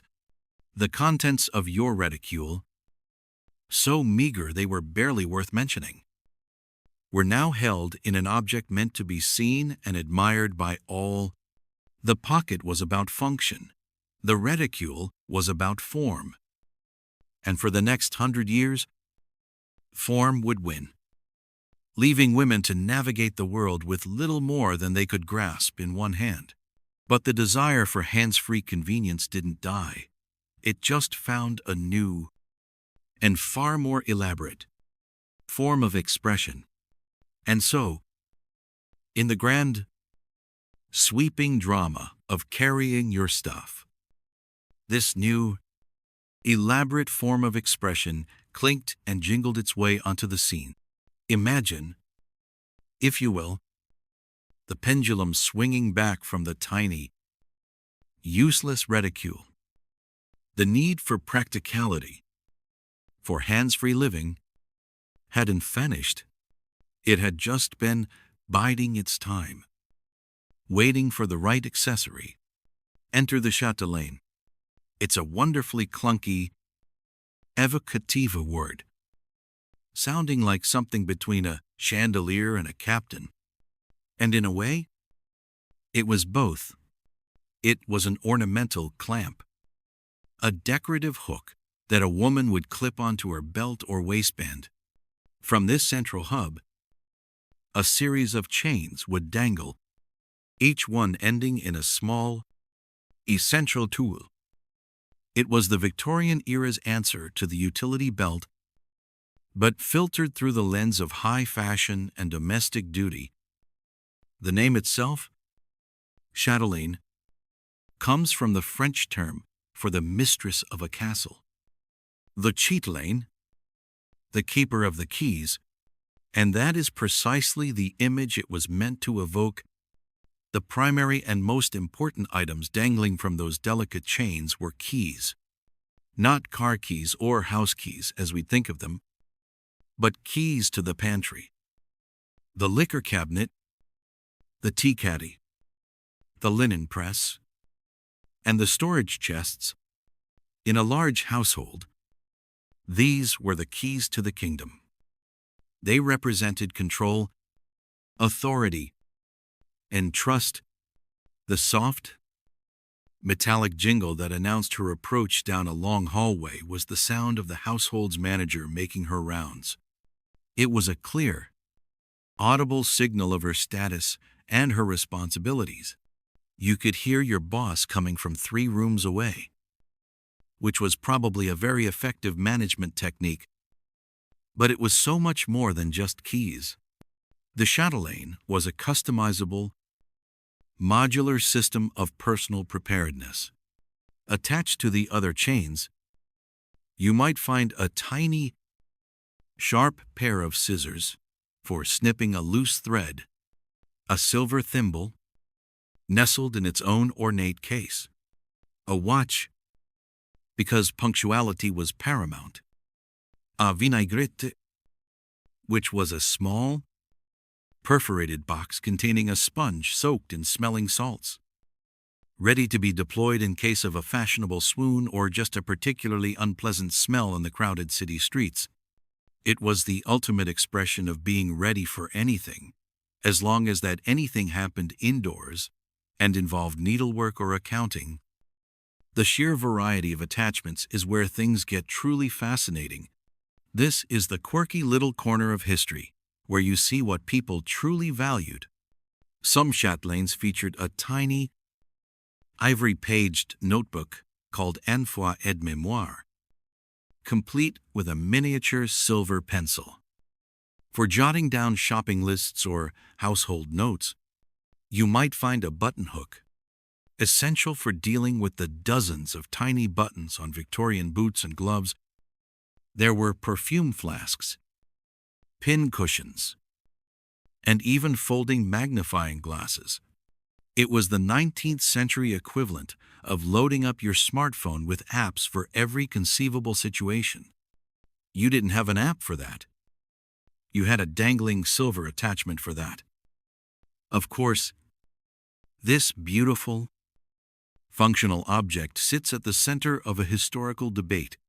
Historians still argue whether the chatelaine represented a woman's genuine authority, a tangible symbol of her control over the domestic sphere, or if it was, in fact, a kind of beautiful leash.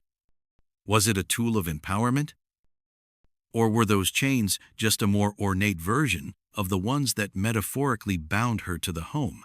It's a difficult question. On one hand, she held the power of the purse and the pantry. On the other, her tools were almost exclusively for tasks performed within the house. A constant, jingling reminder of her designated place in the world. The chatelaine, much like the medieval Gypciere centuries before it, was also a powerful status symbol.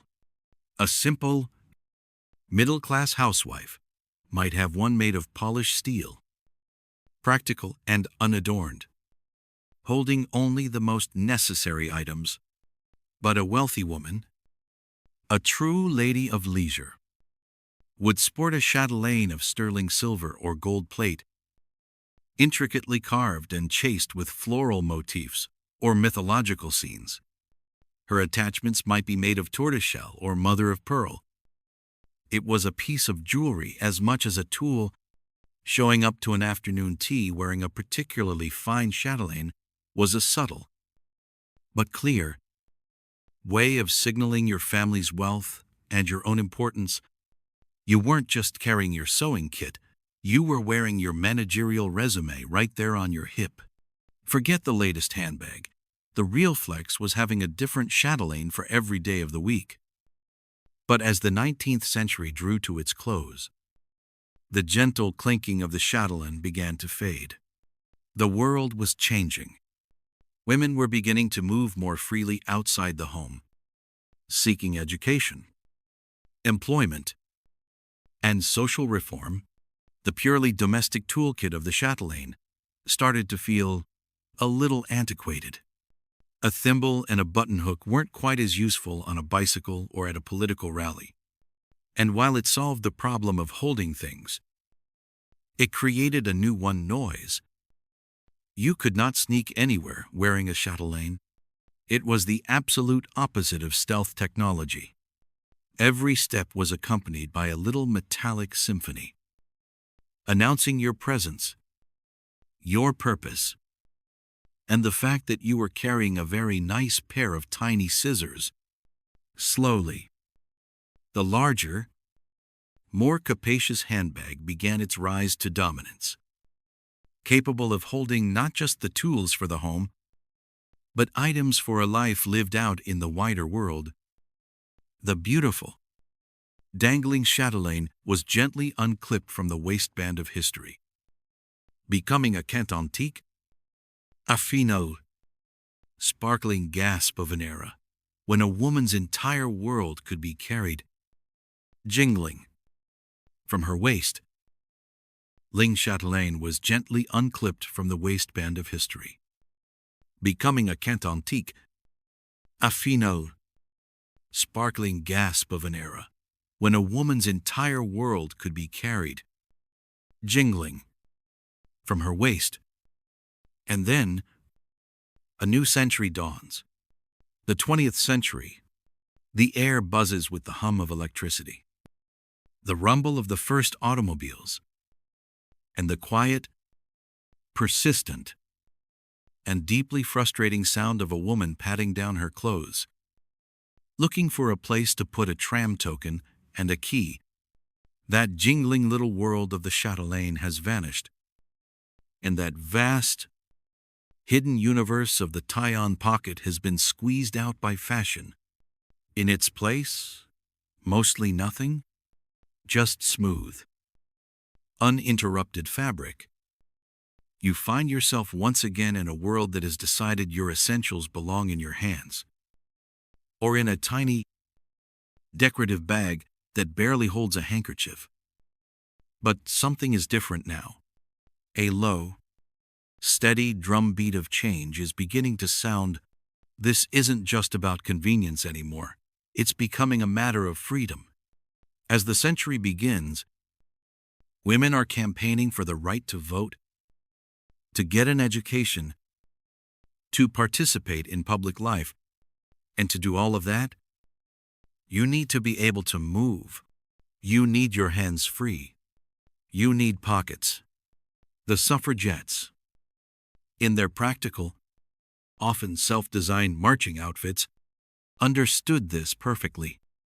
For them, a functional pocket wasn't a frill.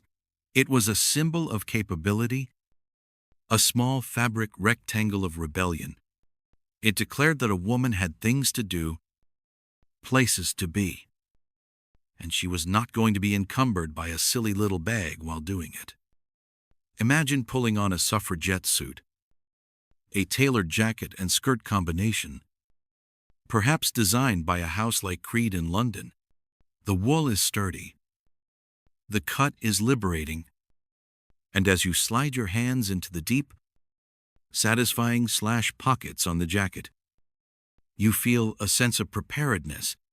You have a place for your notes, for your train fare, for a leaflet you might hand to a passerby. It feels powerful. This wasn't just clothing, it was equipment for a new kind of life.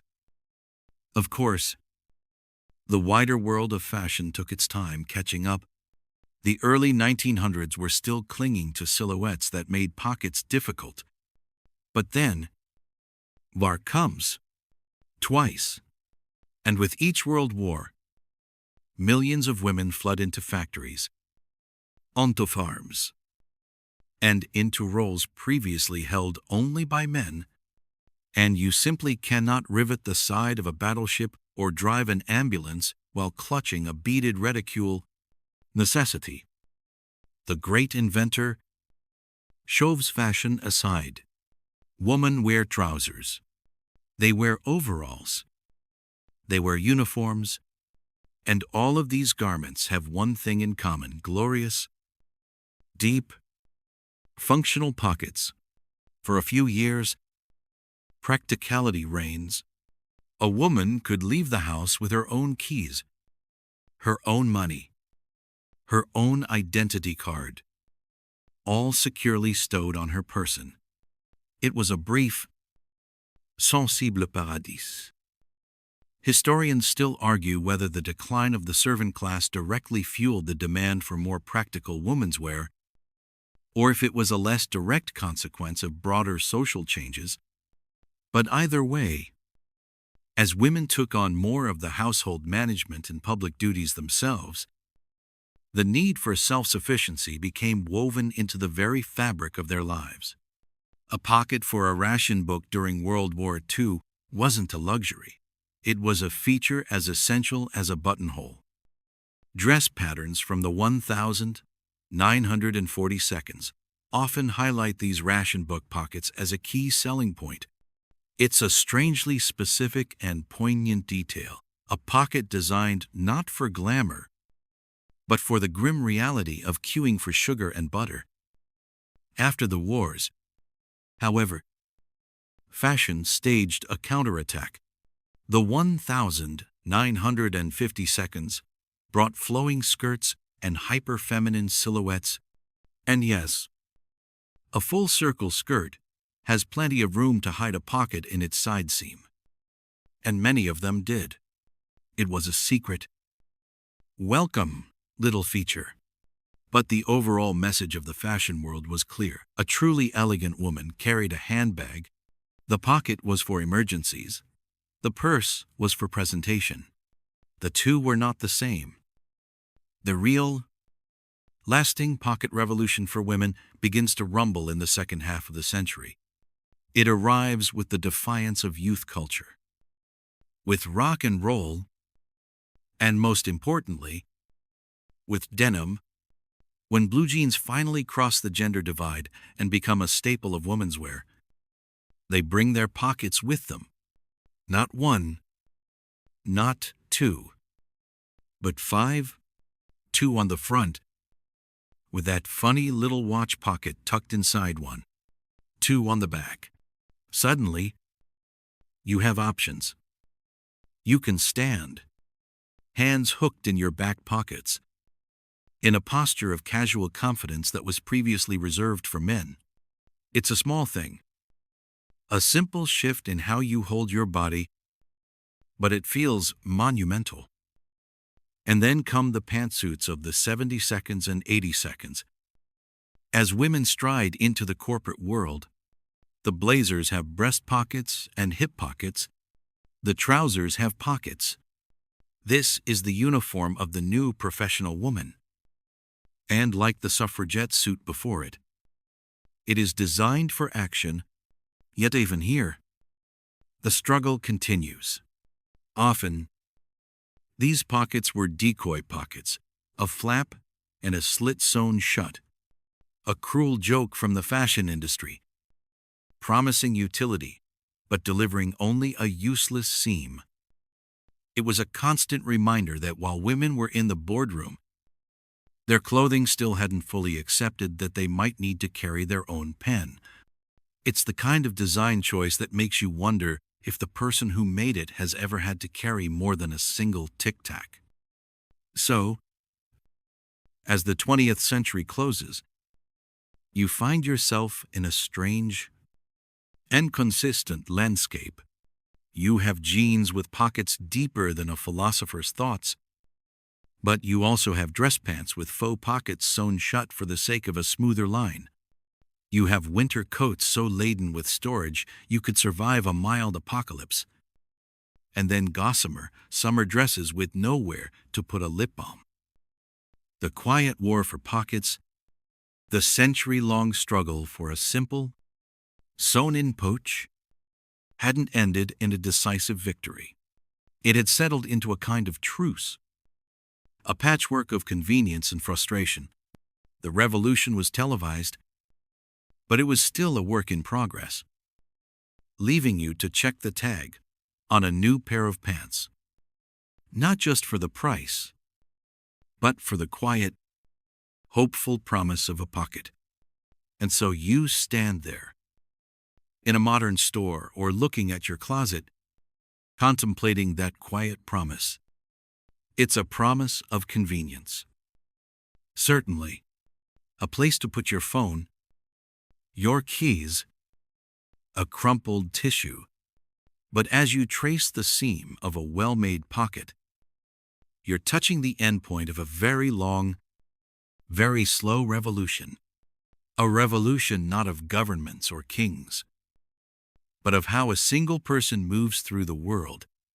It's a transformation so complete, so ingrained in our daily lives, that we can barely perceive its magnitude. It's like trying to notice the air you breathe. Think, for a moment, about privacy. Before the sewn-in pocket, your worldly goods were largely a public affair. If you were wealthy, your ornate Gypciere hung from your belt for all to see, a dangling statement of your financial status. If you were a traveler like Otzi, your tools were strapped to your waist, a practical and visible inventory. Even a simple Roman with his small belt purse was carrying his assets on the outside.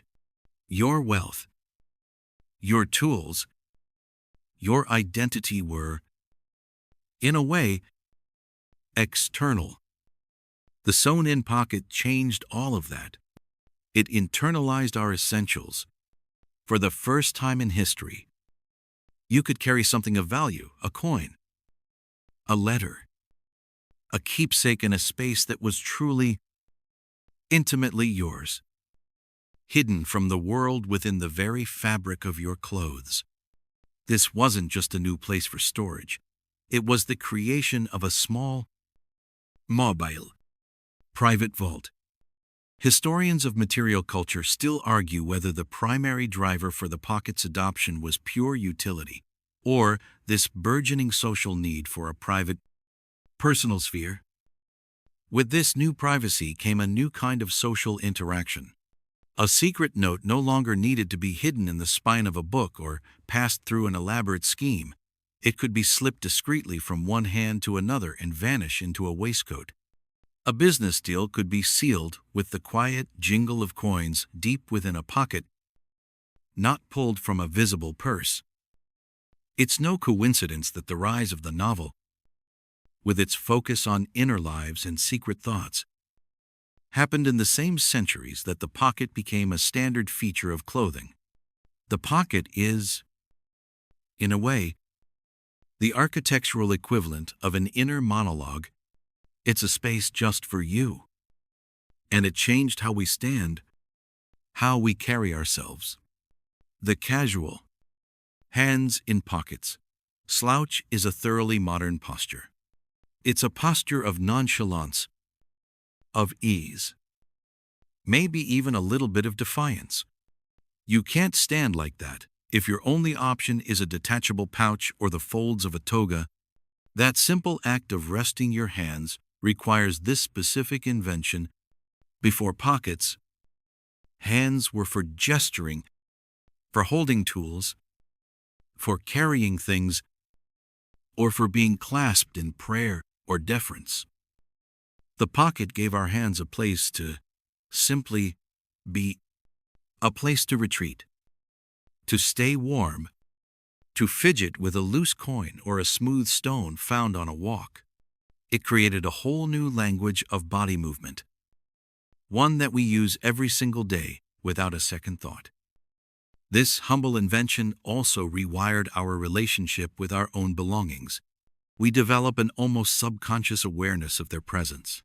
You know the feeling, the sudden, frantic pat-down of your sides and back. Phone, keys, wallet. It's a modern ritual, a quick, physical check-in with your mobile life. It's a dance that would be utterly baffling to a medieval knight or a Tudor courtier. Their security was in a lockbox at home, or in the weight of a purse hanging from a belt. Our security is in that slight, familiar pressure against our leg, a silent reassurance that we have what we need to navigate the world. We carry our lives in these little fabric caves. From the profoundly important a house key, an ID, to the wonderfully trivial, like that movie ticket stub from 2 years ago that you keep finding in your winter coat. It's a personal archaeology. Dig every time you do laundry. As you settle in now, letting the day release its hold, consider the quiet journey we've taken. From the natural containers of gourds and leaves, filled with the first foraged berries, to the raw hide pouches of our earliest ancestors, we saw Otzi's sophisticated belt, a 5,000-year-old glimpse into a life of careful preparation. We drifted down the Nile with the Egyptians and their clever linen folds and walked the forums of Rome. Watching senators adjust their togas, we saw the Middle Ages blossom with pouches of every kind hanging from every belt, before witnessing the clever Tudor tailors begin to cut slits and hide bags beneath the clothes. Then, the quiet click of the tailor's needle, stitching that first pocket directly into a pair of breeches, changing everything. We followed the parallel story of women's large, independent tie-on pockets, those secret keepers worn for centuries, and mourned their slow disappearance in favor of fashion. We watched the tiny reticule arrive and saw the long, quiet fight for something as simple and profound as a usable pocket in a woman's dress. Each step wasn't just a change in fashion, it was a change in what it meant to be a person. It was a story of growing independence, of a new sense of self, of the simple, human need to carry a small piece of your world with you. And so, as your breathing deepens and the world outside this room begins to fade, let your own mind feel as uncluttered as the pocketless tunic of an ancient farmer. There is nothing you need to carry right now. No keys to keep track of. No phone to check. All of your essentials are taken care of. The small, heavy burdens of the day can be placed aside, set down into a soft, quiet space where they can rest. Imagine all the little details of your life, all the worries and plans, being tucked away into a vast, soft, comfortable darkness, held securely until you need them again. There is a gentle quiet that comes from this feeling of release, a deep sense of peace that settles over you when you realize you have nothing to hold on to. The story of our pockets is finished for tonight. And all that remains is the simple, comfortable weight of your blanket and the slow, steady rhythm of your own breath, carrying you toward a deep and restorative sleep. Sweet dreams.